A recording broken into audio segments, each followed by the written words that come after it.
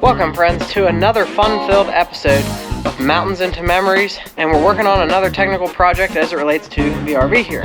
Something I've mentioned several times as we've discussed our new RV is that trailer manufacturers still can't make tongue jacks here in such a way that I can open the tailgate of my truck when I'm hitched up.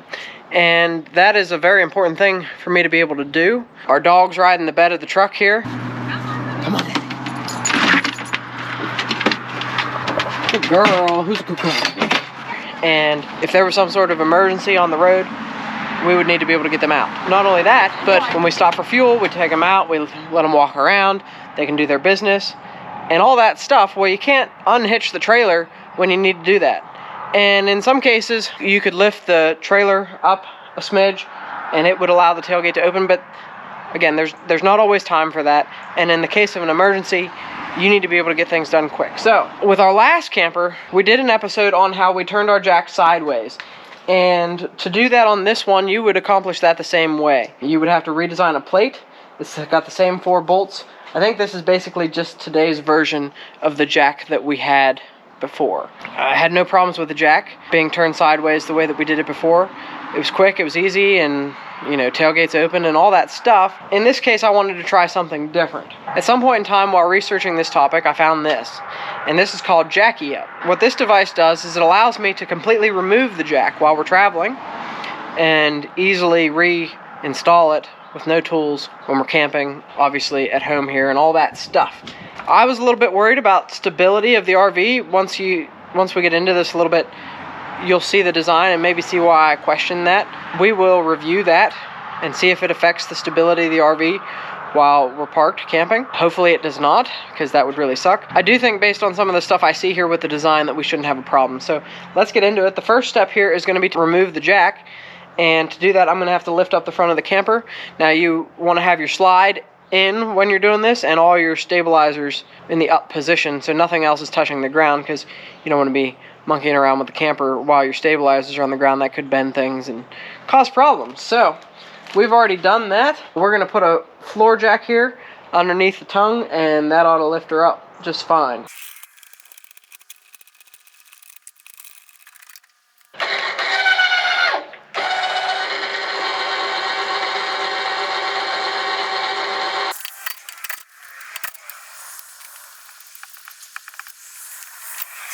So obviously this here has wires, and these wires are going to need to be cut in order to make this work.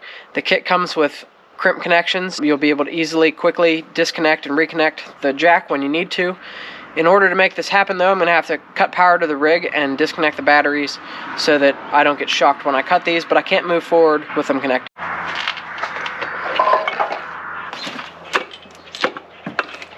So friends, that right there is exactly what it's going to look like going down the road, except for we'll have this thing on it. So let's take this thing out. Good thing about it, it's made in the USA, so that's a cool thing. Jackie Up, the no more bent jack device. I'm not worried about bending my jack, I'm worried about bending my tailgate, but same difference, I guess. Let's hope that this is the same size. Yep. It's going to go here, like this. And your propane cover, if you have this one anyway, is going to be a bit in the way, but I think as far as like long term goes, shouldn't be any worries there. So this has 4 holes actually. I'm not exactly sure what the 4th is. Some tongue jack areas might need the 4th hole. Now I'm hoping that there's no worries with the propane cover as it relates to this, because as you know, with our last RV we had an issue with our battery boxes hitting it and making it a pain to get propane when we needed to. I really hope that's not the issue here with this. It doesn't seem like it's going to be a horrible thing. Don't trip over your jack that's holding up your rig, because that would be a bad day for everybody.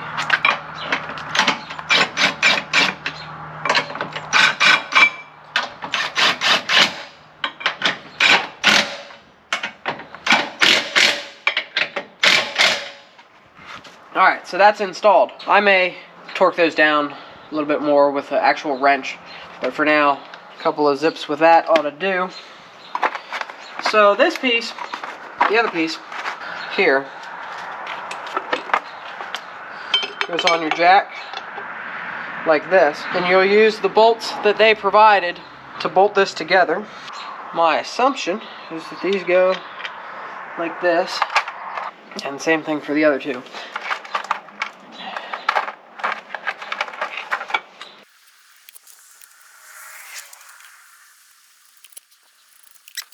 So literally that easy.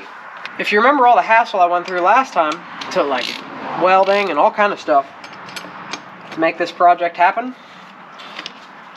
that's why we're not doing it this time.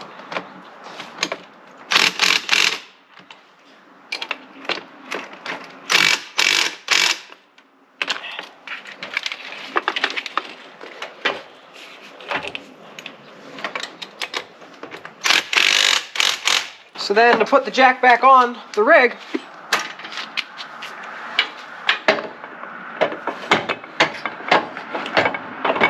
just go like that and spin it like that or whatever. Then you'll have to connect your wires back up. So I am going to complain about this just in the slightest. This connection thing that they give you, right? They didn't give you any sort of caps to put on these ends.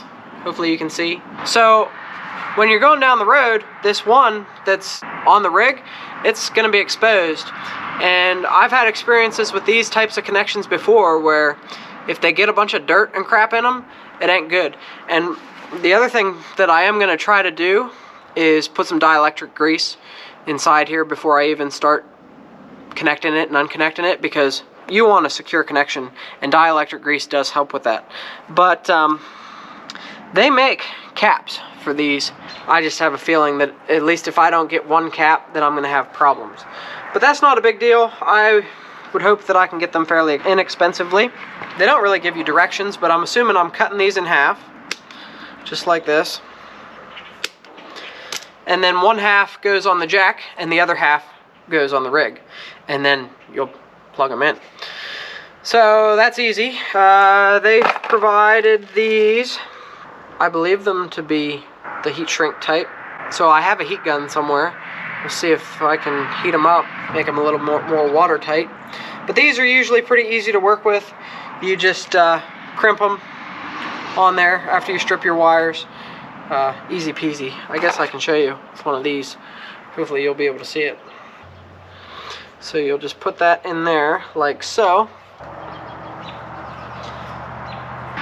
And it shouldn't come off. So then on this end, we'll just do the same thing. Take a little bit off, twist it up just like this.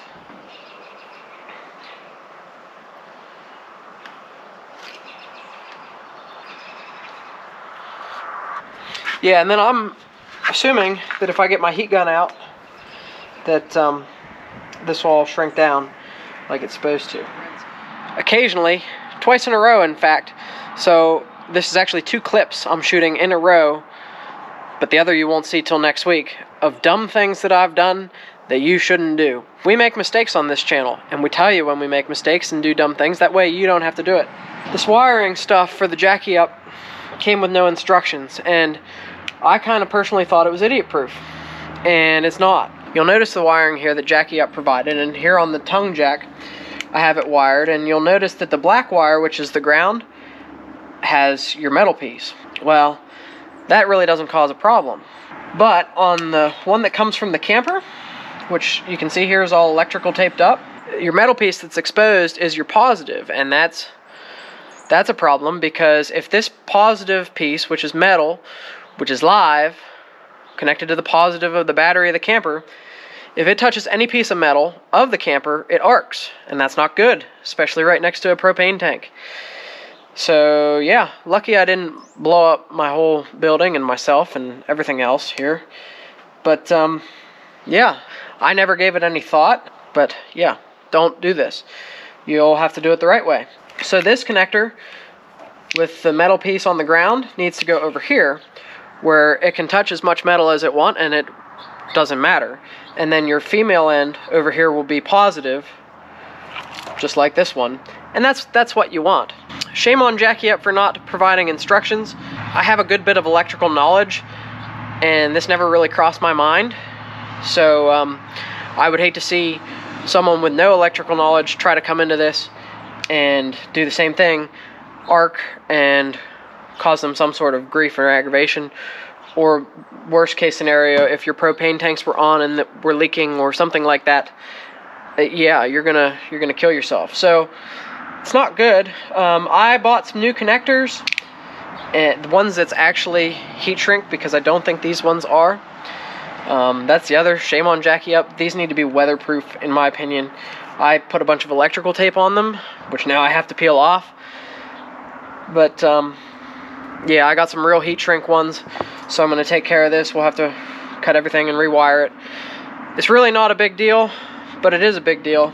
And I still want caps for these. I tried looking at an auto parts store for caps for these. Can't find it. So friends, these are the connectors you want. These are weatherproof. And these you use a heat gun, and they should shrink over your wires. These ones here with the hard plastic, they do sort of shrink with a heat gun, but not very well, and they're certainly not weatherproof. This one here, with the exposure on the black side, is the one that gets wired to your camper. That's very, very important. This one here, where your exposure's on your red side, goes to the jack, because the jack is obviously disconnected from any sort of power. If you put this on the side coming out of the camper and it touches the frame or anything else metal that's up here, and there's metal crap everywhere, it's gonna arc. It's gonna scare the crap out of you. Very important that you get this right. Especially given that they do not provide a cover for these. This is obviously a problem. And I know they make these with covers because my mechanic where I work has wired some stuff like this for me and uses these same connectors, but they come with a cover. So these are El Cheapo ones. If I was to do this over again, I wouldn't order these from Jackie Up. I'd have just bought from Amazon probably, and you can probably get them with covers. I'm gonna have to figure out a way to cover it. We'll deal with that later. Right now I just want to get this wired correctly so we can get on the road in a couple days.